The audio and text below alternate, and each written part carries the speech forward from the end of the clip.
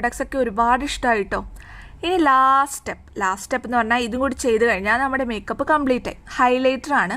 So wedding guest ആയതുകൊണ്ട് മാത്രമാണ് ഞാൻ ഈ ഹൈലൈറ്റർ ഇട്ട് കൊടുക്കുന്നത്, ഇല്ലെങ്കിൽ ഞങ്ങൾക്ക് സ്കിപ്പ് ചെയ്യാം കേട്ടോ.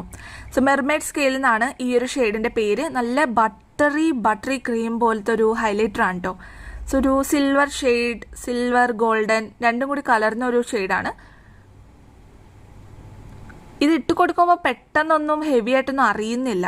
സോ നമ്മൾ മിക്കവർക്കും ഓവറായിട്ട് തോന്നാത്ത ഹൈലൈറ്റേഴ്സ് ഒക്കെ ആയിരിക്കും ഇഷ്ടം. അങ്ങനെ ഒരു നാച്ചുറൽ ആയിട്ട് തോന്നുന്നൊരു ഹൈലൈറ്റർ തന്നെയാണിത്. സോ നിങ്ങൾക്ക് ധൈര്യമായിട്ട് മേടിക്കാം കേട്ടോ. വിലയും കുറവേ ഉള്ളൂ. ഇതൊക്കെ ഞാൻ നൈക്കിന്നാണ് മേടിച്ചത്.